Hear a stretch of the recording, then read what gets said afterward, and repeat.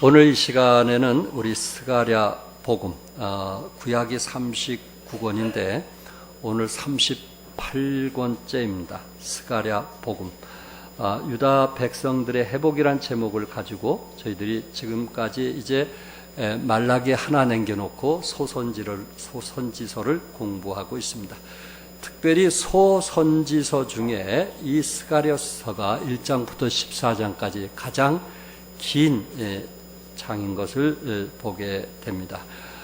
또한 여기에 참 특이한 것은 이 스가랴서를 보면서 이 스가랴 선지자 또한 스가랴 제사장, 다시 말해서 구약 성경에는 선지자이면서 동시에 제사장 두 가지를 겸임하는 경우들을 보게 되는데, 에레미야나 에스겔 같은 선지자들이 그랬던 것처럼 여기 스가랴 선지자도 선지자이면서 제사장의 역할을 감당하는 것을 보게 됩니다.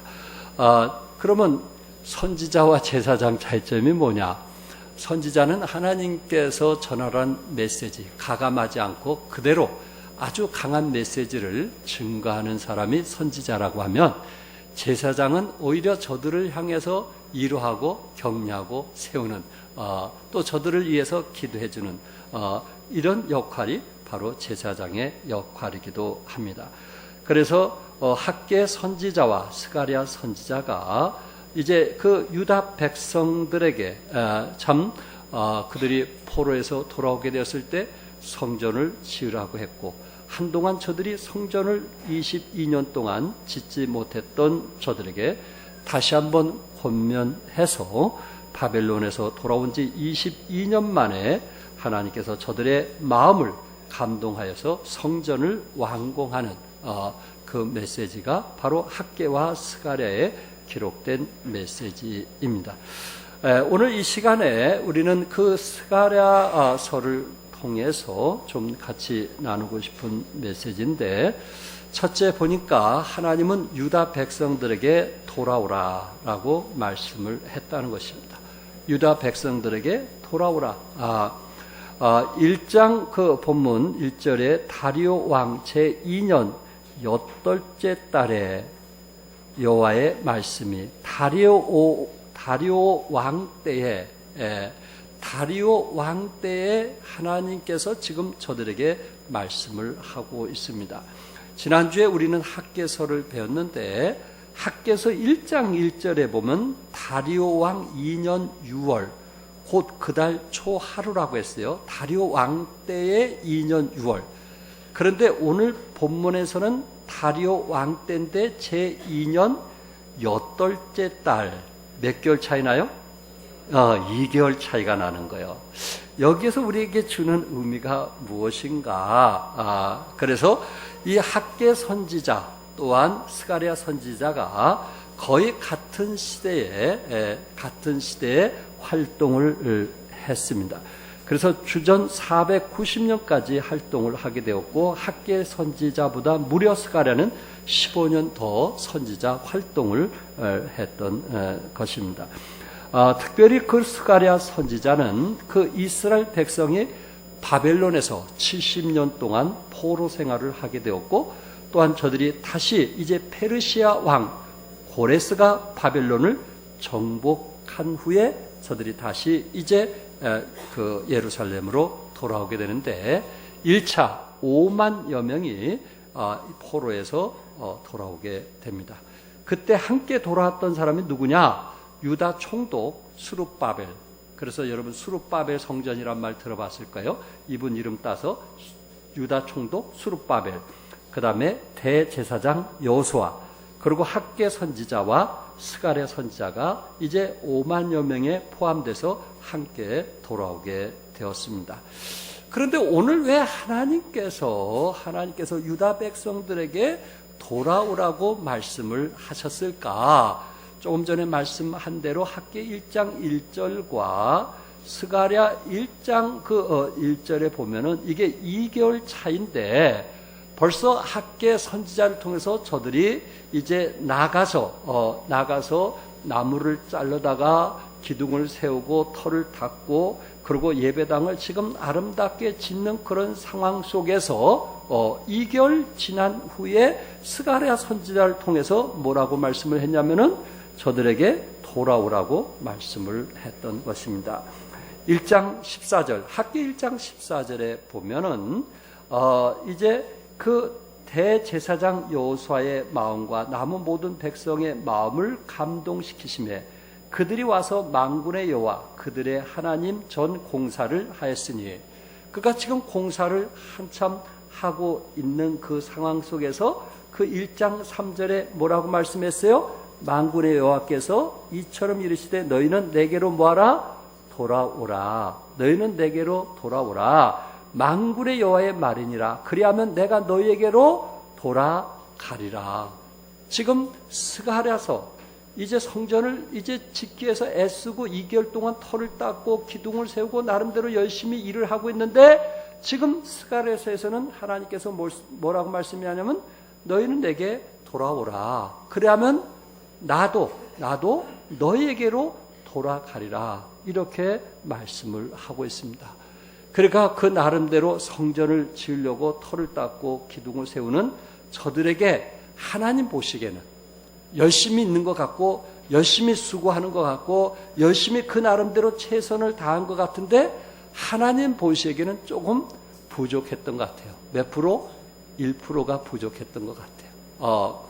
물은 100도가 돼야 끓는데 아마 99.9999 정도 된 것 같아요. 성전을 짓기 위해서 애쓰는 저들에게 하나님께서는 뭐하라고 말씀했어요? 돌아오라. 내게 돌아오라. 그럼 나도 너에게 돌아가리라. 이렇게 지금 하나님께서 말씀을 하고 있는 것입니다. 못하는 사람에게, 열심히 성전을 짓고 있는 사람에게, 터를 닦고 산에 가서 땀을 흘리면서 나무를 베어다가 그 기둥을 세우고 그리고 하나님이 원하신 대로 성전을 지는 저들에게 하나님께서는 돌아오라. 이렇게 말씀을 하고 있습니다.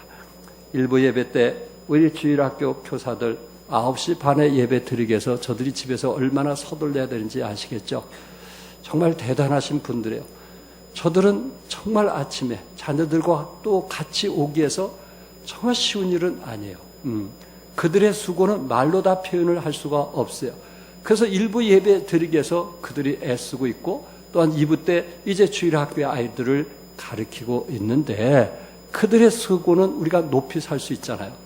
근데 하나님께서 그들을 향해서 뭐하라? 돌아오라고 말씀하고 있는 거예요. 돌아오라고 말씀을 하고 있는 거예요. 스스로 생각할 때 그래도 내가 9시 반에 오기 위해서 집에서 8시 전에 서둘러서 애들을 밥 먹이고 그리고 차를 타고 1시간 이상 교회 오기 위해서 그만큼 서두르고 남들보다 애쓰고 수고하고 있는데, 이 정도면 됐겠지. 다른 사람에 비하면 이 정도는 됐겠지. 내가 다른 사람보다 더 수고하고 희생하는데 나보다 더 나은 사람이 있을까? 이렇게 생각할 수 있는 경우들이 있더란 말이에요. 나처럼 섬기는 사람 있으면 나와보라고 해. 자기 잣대로 자기 자신이 이 정도면 됐다라고 생각하는 경우들이 우리 주위에 많이 있을 수 있다는 거예요. 그런데 하나님께서 그들에게 내게 돌아오라. 내게 돌아오라. 그래야면 나도 너에게 돌아가리라. 이 메시지를 지금 선포하고 있는 거예요. 나 나름대로는 최선을 다하고 있고, 나 나름대로는 수고하고 있고, 나 나름대로는 헌신한다고 생각을 했는데, 하나님께서 마음을 다하고 목숨을 다하고 힘을 다하여 나를 섬기란 그 메시지에 의하면은 조금 0. 몇 %가 부족하니까, 그래야 물이 끓고, 그래야 성령 충만하고, 그래야 은혜 충만하고, 말씀 충만하니까 내게로 하나님은 뭐하라? 돌아오라. 돌아오라.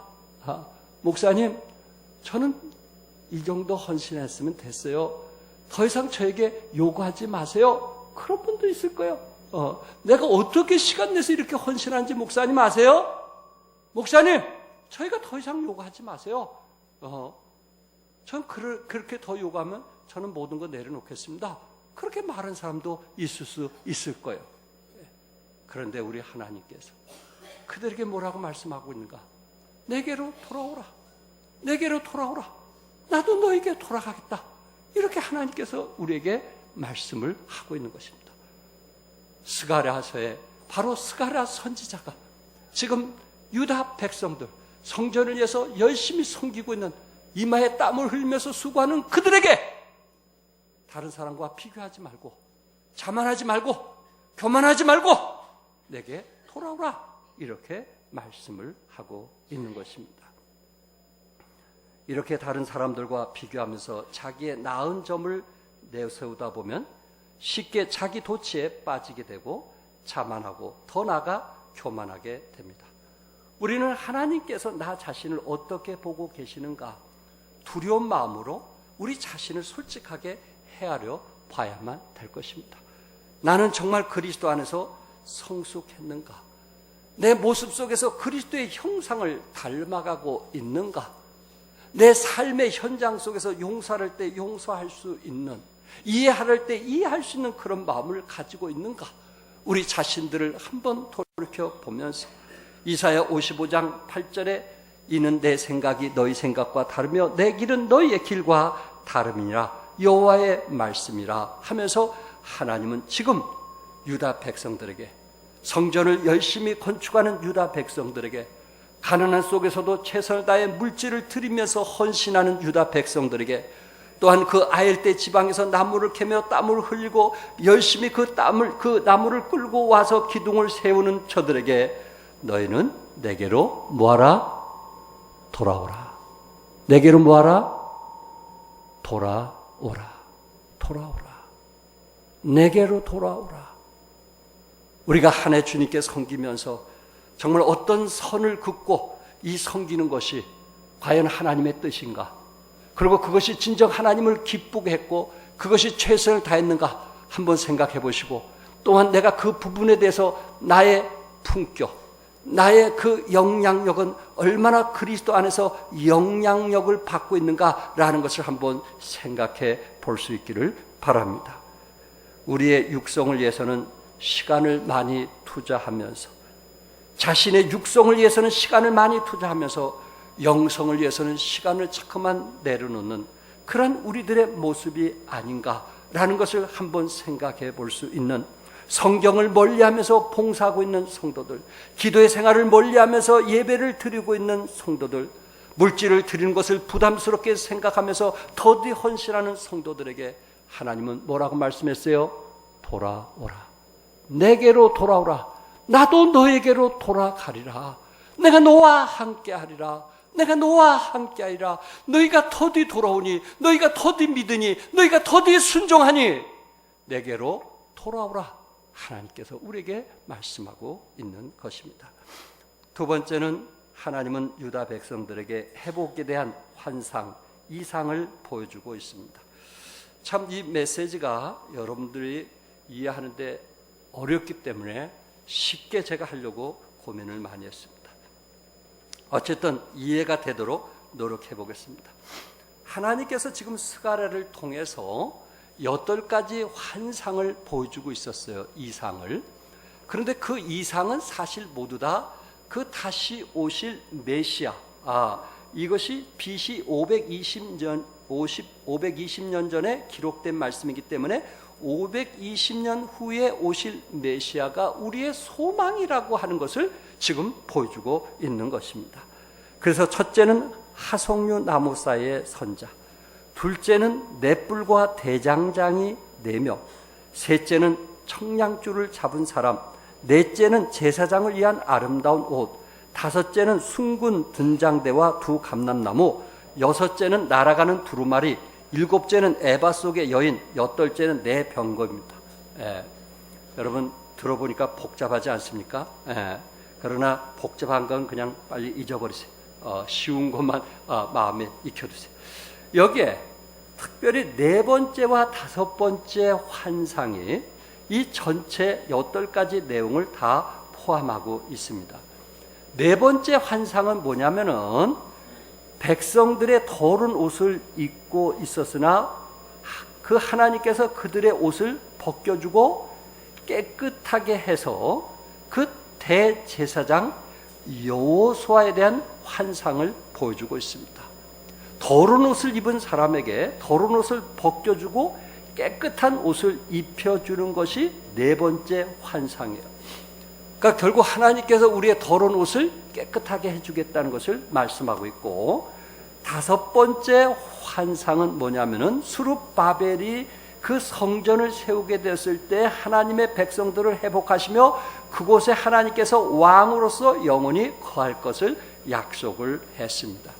그 다섯 번째 환상 중에 천사가 보니까 두 사람이 있는데, 이 두 사람이 온 세상에 주를 섬기는 기름 부은 자라고 4장 17절에서 14절에 말씀했어요. 여기에 두 사람이 누굴까? 네 번째 환상에서 두 사람이 누굴까? 조금 전에 말씀했던 것처럼 첫째는 하나님의 백성의 깨끗함을 대표하는 대제사장, 두 번째는 누굴까? 하나님의 목적을 성취하는 왕.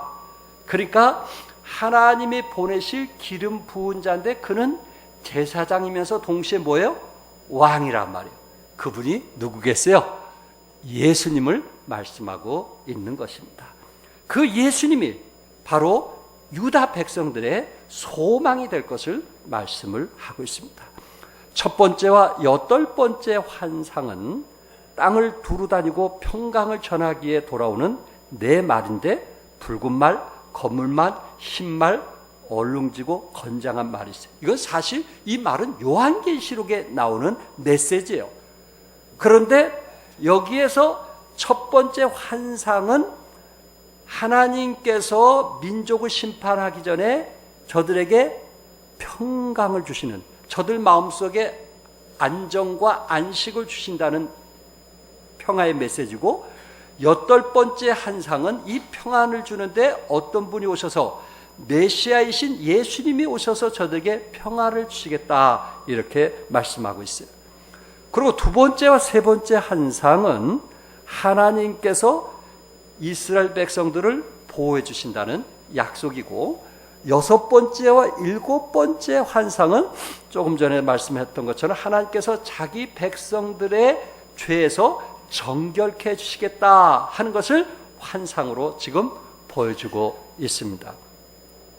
이 여덟 개의 환상은 하나님의 기름 부음 받은 자이신 제사장과 왕의 다스림 아래 온 세상에 임하게 될 바로 평화에 대해서 우리에게 보여주고 있는 것입니다. 이것을 세 가지로 저는 요약을 한다면, 첫째, 이 환상을 통해서 유다 백성들에 대한 자비를 약속하고 있어요. 자비. 바로 1장 16절에 여호와가 이처럼 말하노라, 내가 무엇하게 여김으로, 불쌍히 여김으로, 하나님께서 유다 백성을 불쌍히 여겨서 하나님께서 저들에게 자비를 베풀어 주시는, 그래서 70년 후에 바벨론 포로에서 다시 돌아오게는 자비를 베풀어 주신 것을 약속을 하셨고, 또 하나는 뭐냐면은 저들이 결국 하나님의 백성이 될 것이다, 여호와의 백성이 될 것이다. 그것도 만 백성이, 유다 백성을 뛰어넘어서 만 백성이 하나님의 백성이 될 것이라는 것을 환상으로 보여줬는데, 2장 11절에 그날에 많은 나라가 여호와께 속하여 내 백성이 될 것이요. 여러분과 나도 거기에 속하는데 결국은 많은 나라가 누구의 백성이 될 것이다? 하나님의 백성이 될 것이다 하는 것을 약속을 해 주셨고, 그리고 3장 1절과 10절 중에 그 2절에 보니까 불에서 꺼낸 그슬린 나무가 아니냐. 어디에서 꺼낸? 불에서 꺼낸 그슬린 나무가 아니냐. 바로 이것이 네 번째 환상에서 보여준 것입니다. 이스라엘 죄가 얼마나 그 죄로 말미암아 저들이 죽을 수밖에 없었는데, 그 더러운 옷을 입고 있는 그 모습을 보고 사탄이 고발하는 겁니다. 불에서 그 꺼낸 그 그슬린 옷을 입고 있는 저들을 보면서 사탄이 조롱을 하는 것입니다. 비웃는 것입니다. 하나님, 이들이 어떻게 당신의 백성이 될 수가 있습니까? 불에서 꺼낸 그슬린 나무처럼 어떻게 이런 지저분한 사람이 당신의 백성이 될 수 있겠습니까? 라고 말하는 거예요. 그랬더니 스가랴 3장 4절과 5절에 여호와께서 자기 앞에 선자들에게 명령하사 그 더러운 옷을 벗기라 하시고 또 여호수아에게 이르시되 내가 네 죄악을 제거하여 버렸으니 네게 아름다운 옷을 입히리라 하시고 내가 말하되 정결한 관을 그의 머리에 씌우소서 하며 곧 정결한 관을 그 머리에 씌우며 옷을 입히고 여호와의 천사는 곁에 섰더라. 이해되시겠죠? 이해되시겠죠? 사탄은 지금 뭐라고 말하고 있냐면 불에서 꺼낸 이런 그스린 나무 같은 사람이 어떻게 당신의 백성이 될 수가 있겠습니까? 라고 묻는 거예요. 이렇게 거룩한 사람, 이렇게 죄 많이 짓는 유다 백성들, 우상 숭배하는 이들이 어떻게 당신의 백성이 될 수 있겠습니까? 라고 물었을 때 하나님께서는 오히려 저들을 하나님께서 그 더러운 옷을 벗기고 저들의 죄악을 제거하시고 그리고 저들에게 아름다운 옷을 입히시고 그리고 그 머리에 정결한 관을 씌우시고 그리고 좋은 옷을 입히셔서 완전히 새로운 사람을 만드시는 놀라운 축복이 오늘 본문에서 우리에게 말씀을 하고 있습니다. 이 말씀을 통해서 저에게 감동을 주었던 메시지, 불에서 꺼낸 그스린 나무. 어떻게 보면 우리가 불에서 꺼낸 그스린 나무가 아닌가. 둘째 아들이 바로 밑에 집에서 불이 나서 뛰어넘는, 창문에서 뛰어넘는 사건을 저도 기억하고 있고, 쫓아갔을 때 그 아들이 저를 반겼던 그것이 엊그제 같은 얘기였어요. 결국 그 밑에 집에 그 아들은 죽고 말았어요. 그 불에 타서. 그것을 기억하는 거예요. 그 불 속에서 꺼낸 그스린 나무가 어떠한지, 그의 마음이 어떠한지 적어도 저는 조금 이해될 것 같습니다. 하나님께서 이 그스린 나무 같은 우리를 뭘로 말씀했냐면 로마서 3장에 보니까 그들의 목구멍은 열린 무덤이요 그 혀로는 속임을 일삼으며 그 입술에는 독사의 독이 있고 그 입에는 저주와 악독이 가득하고 그 발은 흘리는 피가 빠른지라. 야, 저분 참 착한 줄 알았는데, 저분 참 순한 줄 알았는데, 저분 참 선한 줄 알았는데 이 도끼가 있으니까 그의 입에서 나온 저주와 악독은 말로써 표현할 수 없는 그런 모습들을 우리 주위에서 여러분들이 실제적으로 경험을 하고 있습니다. 우리의 모습이 어땠느냐 말이에요. 지금 선하고 착한 것 같지만 우리는 어떤 모습이었냐 말이에요. 여기에 그슬린 나무가 아니겠느냐 하는 것입니다. 다윗은 나는 벌레요 사람이 아니라고 표현을 했어요. 그는 왕이면서도 자신이 하나님 앞에 볼 때 나는 벌레요 사람이 아니다 라고 말을 했어요. 욥은 그는 스스로 뭐라고 얘기하냐면은 구더기 같은 사람이라, 벌레 같은 인생이라, 이렇게 욥은 말을 했어요. 사도 바울은 만물의 미물 같은 배선물처럼 자기 자신을 버려야만 되는 그런 자신을 표현을 했어요. 그렇다면 우리는 어떤 사람입니까? 그렇게 의롭게 살려고 했던 사도 바울이 자신을 그렇게 표현했다면 다윗처럼 그렇게 많은 죄를 하나님께 성전 앞에서 회개하고 눈물로 살았던 그가 자신을 벌레로 표현하고 욥처럼, 그래도 동방에서는 의롭다고 했던 욥처럼 자기 자식들을 어떻게 하든지 믿음 안에서 키우려고 애썼던 욥이 자신을 구더기로 표현을 했다면 여러분과 나는 도대체 뭘로 표현을 해야만 되는지 어떻게 보면 너무나 부끄럽고 어떻게 보면 너무 연약하고 나약한 저의 모습이 아닌가라는 생각을 해보게 되는 것입니다. 여러분과 나는 불에서 꺼낸 그스린 나무, 불에서 꺼낸 그스린 나무, 죽을 수밖에 없었던 그스린 나무, 겨우겨우 하나님 은혜 가운데 살았던 그런 여러분과 내가 아닌가요? 불에서 꺼낸 그스린 나무를 경험한 분 여기 또 계시죠? 어떤 사람 집에 불이 타서 거기서 겨우 산 사람도 있을 것이고, 어떤 사람은 정말 질병으로 죽을 뻔하다가 사는 사람이 있을 것이고, 어떤 사람은 물가에서, 어떤 사람은 차를 운전하다가 우리는 그 순간순간 불 가운데서 그스린 나무처럼 하나님 감사합니다, 고맙습니다 할 때가 우리에게 있지 않느냐 하는 것입니다. 입에는 저주와 악독이 가득한 사람이었는데, 혀로는 속임을 일삼는 사람이었는데, 목구멍은 열린 무덤과 같은 우리였는데, 하나님께서 불 가운데서 꺼낸 그스린 나무처럼 하나님이 우리를 불 가운데서 건져주시고, 하나님이 우리 더러운 죄를 다 벗기시고 새 옷을 입히시고 우리 머리에 관을 씌우시는 이 놀라운 축복이 우리에게 얼마나 감사한지, 죄인인데 의롭다고 하신 우리 주님의 사랑이 얼마나 감사한지, 대한민국의 시민권만 가진 것도 감사한데 하늘의 시민권까지 주신 그 하나님이 얼마나 감사한지. 웨슬리 목사님 잘 아시죠? 6살 때 그가 살던 집에 불이 났어요. 그가 2층에서, 다른 사람 다 뛰쳐나갔어요. 2층에서 거의 죽기 직전에 창문을 바라보면서 살려달라고 외치는 거예요. 그가 6살 때 그 죽는 순간에 그가 구출이 되었고, 그리고 그 순간 그 2층 집은 그 순간 무너진 것을 그는 자기 삶에서 항상 기억을 했습니다. 그가 50살에 사역을 하다가 50살에 심한 병에 걸려서 죽을 뻔하게 되었을 때 자기 가족들에게 만약에 내가 죽거든 내 비석에 이런 글을 써달라고 했어요.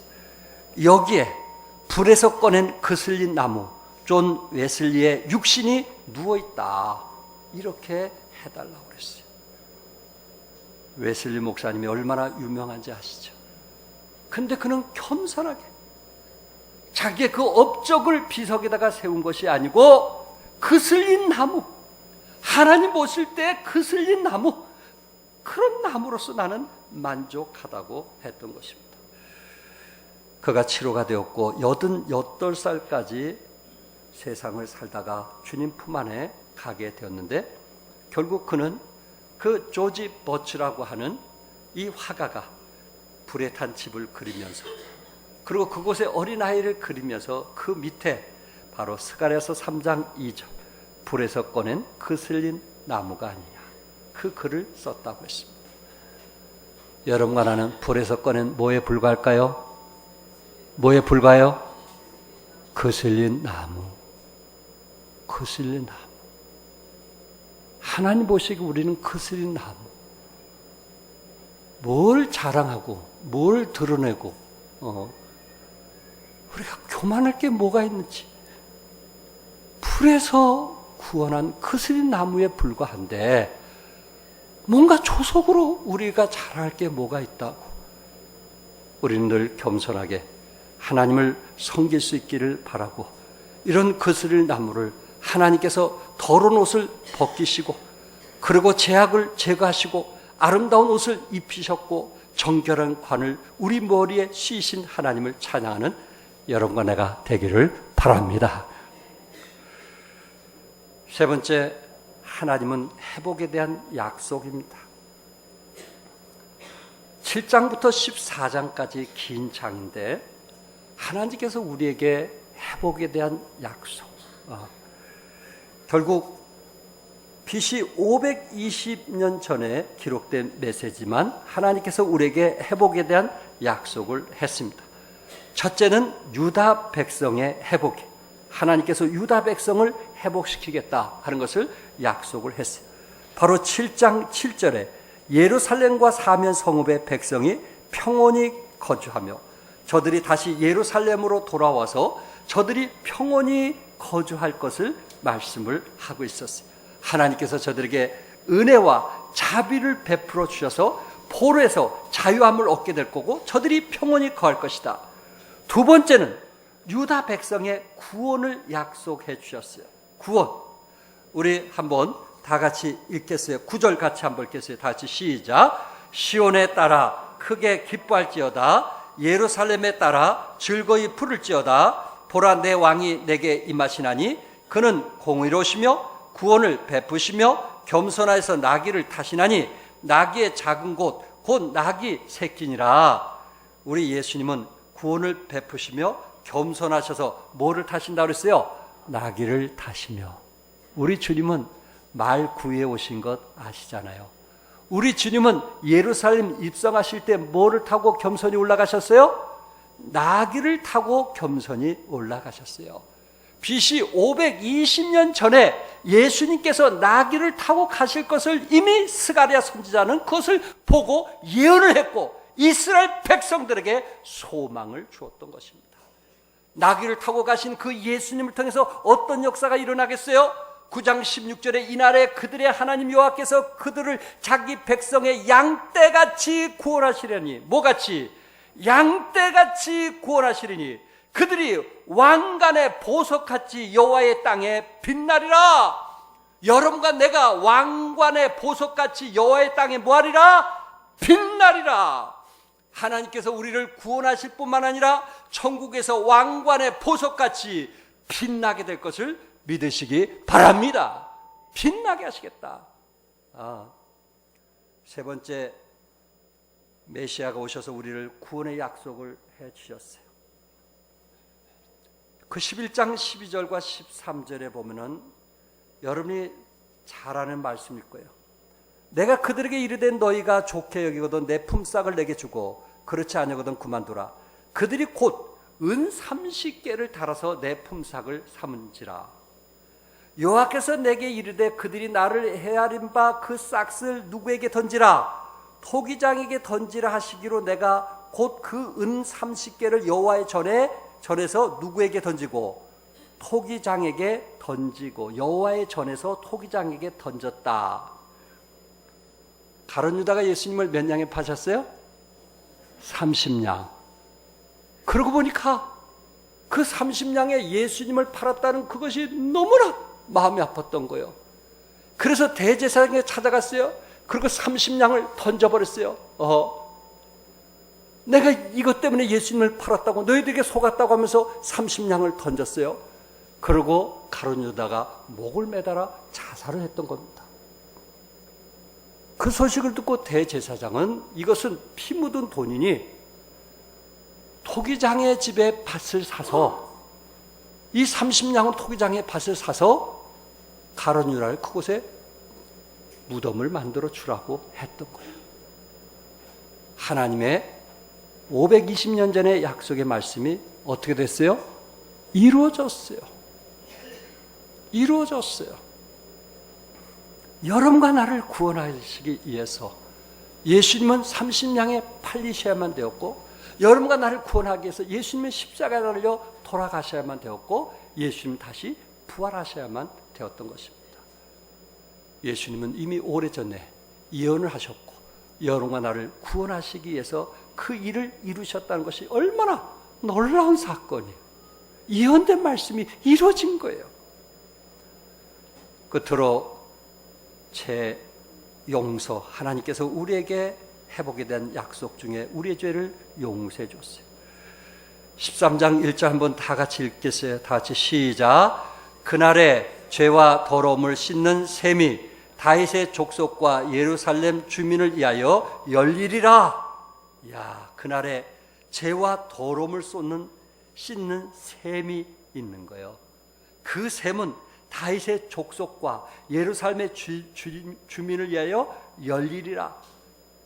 더러움을 씻는 셈은 곧 장차 오실 메시아, 그분이 우리의 셈이 돼서 여러분과 내가 그 안에 잠겼을 때 우리의 모든 죄를 씻으시고 우리를 의롭게 하시는 분이 우리 메시아세요. 우리 예수님이세요. 이런 축복을 스가랴를 통해서 예언을 해줬고, 그리고 유다 백성들에게 소망을 주었어요. 그 예수님이 우리는 다시 오실 것을 믿습니다.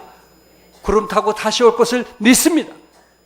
유다 백성들에게 예수님이 이 땅에 오실 것을 소망으로 주셨던 메시지가, 우리 주님은 다시 그 예언을 하셨고 공중에 구름 타고 오셔서 여러분들을 부르게 되실 때 우리는 새로운 몸으로 부활해서 주님을 맞이하게 될 것입니다.